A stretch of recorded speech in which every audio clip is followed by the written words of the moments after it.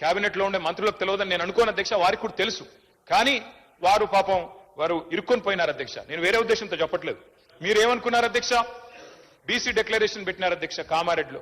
పెట్టినప్పుడు పాపం వారు ఏం చెప్పాలి నిజాన్ని చెప్పడం, మేము కేంద్రంలో కూడా అధికారంలోకి వస్తే ఈ రకంగా చేస్తామని చెప్పి ఉండాలి. కానీ ఆదరబాదరగా ఏం చెప్పినారు? 6 నెలల్లోనే 42% రిజర్వేషన్ ఇచ్చేస్తాం అని చెప్పారు అధ్యక్ష. చెప్పిన తర్వాత ఇక్కడ బీసీ సమాజం నుంచి ఒత్తిడి పెరిగింది. పెరిగినాక ఏం చేయాలి అధ్యక్ష? మరి ఏదో చేసినట్టు ఉండాలని చెప్పి ఇది 4వ ప్రయత్నం. మాకు ఆశ్చర్యంగా ఉంది అధ్యక్ష, ఎందుకంటే చాలా ఆశ్చర్యంగా అనిపిస్తా ఉంది. ఇదే ప్రభుత్వం చెప్పింది అధ్యక్ష. ఏం చెప్పారు మీరు? మొదటిసారి మేము రాజ్యాంగబద్ధంగా సాధిస్తామని మొదటిసారి చెప్పారు, ఒకసారి చెప్పారు. తర్వాత ఆర్డినెన్స్ ద్వారా వస్తామని ఇంకోసారి చెప్పారు.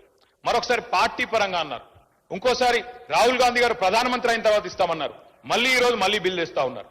అంటే ఒకటే పార్టీ 5 రకాలుగా మాట్లాడితే, 5 సందర్భాల్లో మాట్లాడితే ఈ రాష్ట్రంలో ఉన్న బీసీ బిడ్డలు చూస్తలేరా అధ్యక్ష?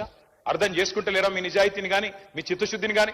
అంటే చిత్తశుద్ధి లేని శివ పూజ చేస్తూ ఇవాళ ప్రతిపక్షం మీద నెపం పెట్టి తప్పించుకుంటామంటే కుదరదు అధ్యక్ష. మేము ఇప్పటికి కూడా చిత్తశుద్ధితో చెప్తున్నాం.